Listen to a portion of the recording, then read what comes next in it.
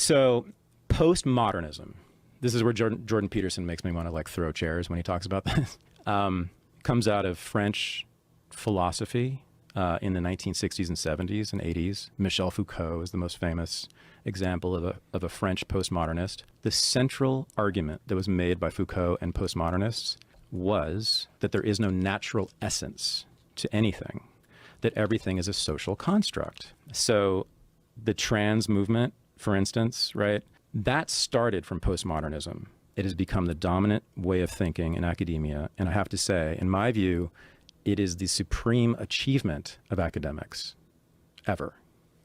You need to understand postmodernism because that's what you're up against. And you're up against it far more than you know or think. And it's a much more well-developed and pervasive, pernicious, nihilistic, intellectually attractive doctrine than has yet come to public realization. It absolutely dominates the humanities and increasingly the social sciences in the universities. See, this is where I find you fascinating to me because, you talk in these quite apocalyptic terms. I think that, someone who will listen to that and think, wow, there's a really big problem. But what we're really talking about is some irritatingly postmodern professors and some students with blue hair and funny ideas about gender in a handful of courses around America and Western Europe. If that's what we were talking about, no one would have paid attention to me for more than about 15 minutes. These teachers come in and act as if they have nothing wrong. They've done nothing wrong. A mistake? How long of a mistake? How many mistakes are we going to take before my child almost lost her life? They didn't tell me that my child was suicidal. You allowed these teachers to open their classrooms teaching predatory information to a young child, a mindful child that doesn't even know how to comprehend it all. You changed her personal documentation, her gender, her name, her email. I authorized an AKA added to her attendance because I wanted to be supportive. But guess what? She's allergic to bees. Her medical record says a birth name, and you changed it. Who administers that now? Before we go into anything, I want to point out that given where we are at this moment in time with rampant political extremism, mental illness, polarization, all of that, we are not in a good spot historically speaking, and I don't just mean in the last 12 to 24 months. I mean historically in a slightly longer and far scarier time frame. And there's an element of ignorance and arrogance that accompanies the belief that, well, those terrible events of the past that characterizes literally the entire course of human history, well, those just can't happen now because I live in the present and we have iPhones and we know about these things. And it's just too much to even think about. But as I'm going to show you, the reason why it's important to analyze this particular cluster of ideas called postmodernism is because it, along with many other factors, obviously, but it in principle has laid the groundwork for what is historically known as a mass psychosis or a mass psychotic episode, which I understand sounds scary, but two things.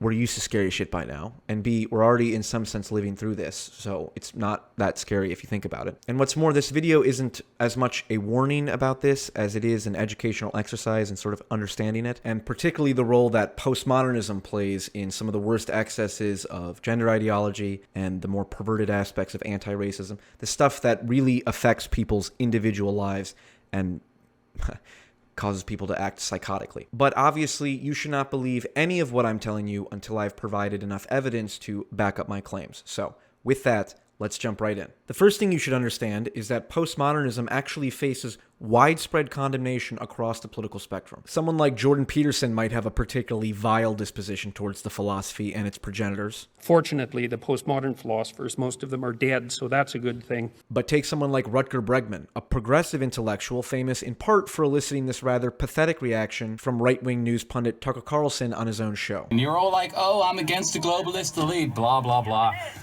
It's not very convincing, to be honest. Why don't you go yourself, you tiny brain? Even someone like Bregman specifically calls out postmodernism as a radically left-wing obsession with being against everything while offering almost nothing. And then if you look at the progressive left or radical left or postmodernists in universities where I'm coming from, what I see is mostly people who know what they're against. So this is the problem with the left around the globe. They really know what they're against austerity, against the establishment, against homophobia, against racism, against everything. It's a book that recently came out by a very prominent leftist intellectual. You'll see in a moment why being against everything is a far more insidious idea than Bregman otherwise implies. But let's do a straightforward analysis of the ideas alluded to at the beginning of the video. That 1, postmodernists claim that everything is a social construct, including knowledge itself, and 2, that postmodernism is pervasive in academia and the broader culture. The second claim we can address very quickly, as I find it impossible to dispute, given how many modern cultural ideas explicitly find their roots in postmodernism. Words and ideas like intersectionality or critical race theory or gender being a social construct. Here is Ryan Chapman to lay out the primary evidence for this claim. Here's the paper that introduced intersectionality. And the writer clearly says intersectionality is an attempt to fuse postmodernism with contemporary politics, by which we're supposed to assume she means leftist identity politics. Around the same time, in the book that argued for gender being a social construction, Judith Butler explicitly named Foucault as her basis for doing so. And again, around the same time, bell hooks used postmodernism to call on people to form coalitions along the lines of identity and embrace their own meta-narrative that the world is roughly broken into 2 groups, of the oppressed and the oppressors, and the oppressed need to band together. Here's a recent, clear example of radical postmodernism by a critical race theorist that we're all pretty familiar with by now. The word postmodernism doesn't show up, but the concept is there. One of the aspects of institutional power is the ability to disseminate your worldview to everyone, to position it as objective and universal, and to tell the story. Even journalists like Batya Ungar-Sargon identify the same postmodern streak in influential works like the New York Times 1619 Project. What I say is that the 1619 Project was a classic postmodernist reversal where you start out thinking like, oh, you thought this country was founded on the ideals of freedom. Actually, it was founded, much earlier on the ideal of, slavery and enslaving people. Now, let's dig in deeper to the absolute absurdity of some of these postmodern claims. I'll let Ryan Chapman lay out what he identifies as the 3 fundamental claims of what bell hooks described as radical postmodernism. The major ideas that radical postmodernists took from French postmodernists are 1, seeing the world through the hidden dynamics of power and oppression. 2 is the problematization of Western civilization and, by extension, modernist values, like objective truth. And 3 is seeing concepts through the lens of social construction. So let's start with this first claim about power. For postmodernists, power is the fundamental organizing principle of reality itself. Everything from governments to the human psyche is conditioned and pervaded by this idea of power. So postmodernists would say that all institutions, whether they're governments or businesses, are fundamentally predicated on exploitation and manipulation. And in some sense, that's true, obviously, as anyone who lives in the current day and age can see. Institutions can become corrupt and exploitative and reward people who are adept at playing power games. But the claim they're making goes deeper than that, because it's not just social institutions that are predicated on power. It's every single aspect of the human experience. Your relationship with your children or your parents is about power imbalances or power dynamics. Your relationship to people of other races or the opposite sex is about power imbalances. Knowledge itself and reality itself is produced by power. Here's Philosophy Tube, a postmodernist, if there ever was one, to explain it in more detail. There's a tendency, especially in the online left, to read Foucault as saying, ooh, power imposes things on us, it's scary. People hear the words technology of subjection and they think subjection as in oppression. But in fact, that's not what he's saying. If power were never anything but repressive, if it never did anything but to say no, do you really think one would be brought to obey it? What makes power hold good, what makes it accepted, is simply the fact that it doesn't only weigh on us as a force that says no, but that it traverses and produces things. It induces pleasure, forms knowledge, produces discourse. It needs to be considered as a productive network which runs through the whole social body, much more than as a negative instance whose function is repression. This is actually one of the hallmarks of a religion, is people are committed to something that's obviously not true on its face. And the people who are really committed to this religion, that everything is power, this sort of Michel Foucault religion, they even interpret family life as being about power. that my relationships with my kids is primarily about my power. I mean, that's just bizarre. A marriage. That's yeah, that's right. Because I'm a man and my wife's a woman. Therefore, I must be motivated to have power over my wife, and I must feel something in common with other men because we're all men. We're all trying to maintain the power structure. My critique of critical race theory is the way it uses power. I think it uses power, the concept of power in a regressive way, in a way that sort of that bars a multiracial coalition from forming around material issues rather than creating one. And here is where we get into the second radical postmodernist claim, which is that objective truth is a function of power and therefore doesn't exist in and of itself. To the postmodernists, whether or not something is fact or fiction is purely and exclusively a function of who has the power to say what is fact or fiction. Someone might point to the fact that big tech corporations or the government gets to decide, well, what is the truth about where is the origin of a particular virus? Or what is the efficacy of certain treatments to address that virus? And so in some sense, yeah, institutions and people in power do get to have a say over what constitutes truth or not. One of the aspects of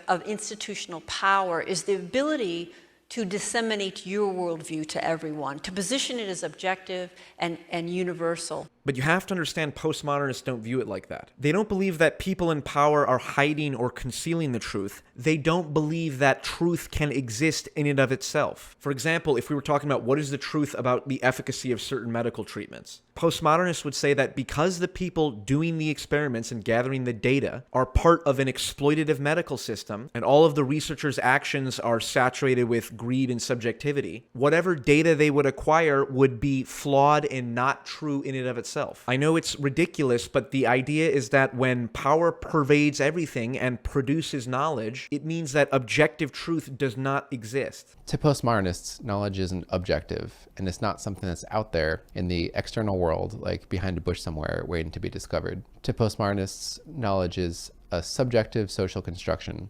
that's created using the subjective human toolbox, like the brain. Peterson has said in the past that post-structuralist philosophers like Jacques Derrida were trying to get rid of the idea of objective truth. They're questioning the idea that a text can have objective meaning. It's this big threat to Western civilization. And some philosophers do question the idea of objective truth. No, not just some philosophers, but Michel Foucault first and foremost, whose sickening and borderline psychopathic influence you'll see in just a minute here. But here is where I want to tie in everything we've talked about up until this point and explain the danger that it presents to us, because practically speaking, it all comes down to this idea that everything is a social construct. Let's go back to Thaddeus Russell's claim that the trans movement started with postmodernism, which is an absolute lie, by the way. So the trans movement, for instance, right? That started from postmodernism. What much of the trans movement now is doing, which makes me so sad, is that they're saying that I am biologically, essentially, naturally, in my core, a woman. No, no one is. No one is. You can't, the whole point of this movement used to be that you get to choose your gender or choose not to be a gender. You get to move around. Your destiny is not determined for you. There are few things more harmful to transgender people, as well as impressionable children, than the idea that all it takes to be trans is to say, well, I feel like a different gender today. People with gender dysphoria do not go through years of therapy and multiple grueling medical treatments only to be told, well, actually, the gender that you've been trying to pass as your entire life, well, it doesn't actually exist. It's just a made-up, socially constructed category in a patriarchal tyranny. And anyone should be free to get gender reassignment surgery if they want, regardless of if they have a legitimate medical condition or not, because medical conditions are just constructs of a corrupt medical system. But the real psychosis that this postmodern influence will induce manifests itself in a belief that is truly sickening. And that is, if every category is a social construct, then maybe the distinction between man and woman is as arbitrary as the distinction between child and adult. And if that distinction is arbitrary, then what that means is people we call children should maybe be free to do what they want with their own bodies. And of course, the sick individual who pioneered this entire philosophy, and who happens to be the most cited academic of all time, believed exactly that, which is why in the 1970s he signed a petition to eliminate age of consent laws in his country, and why he abused children on his trips to Tunisia. And because his ideology pervades our culture today, this is what people are starting to see on the news. New at 5:30, an Old Dominion University professor is taking a lot of heat. Alan Walker said the word shouldn't be used to refer to people who are attracted to children because it comes with a stigma. Dana Smith has more on what the professor said. A lot of people, when they hear the term, they automatically assume that it means a sex offender. and that isn't true, and it leads to a lot of misconceptions about attractions toward minors. So sit back and just take a moment to think about where we're at. Fox News is playing this clip on repeat to its audience. Parents are getting child protective services called on them for refusing to go along with a particular gender ideology. Censorship and misinformation continue to run rampant, and an election in 2024 may be the tipping point for everyone. So is it fair to say that the groundwork for a mass psychosis has been laid? Maybe. The question is, what can we do about it? And my advice would be, don't get overwhelmed. Don't lose your sense of humor, and don't be afraid to ask questions and discuss this with the people you're around who are probably already on the same page as you anyways. More practically, After School has a very good video I recommend about mass psychosis, and it's actually quite relieving to watch and offers real guidance on the issue, so that's something you can do right away. Other than that, you should say what you believe to be true as best as you can, try to put your own life together, and eventually the specific course of action that is worth taking will reveal itself. And until then, good luck and Godspeed.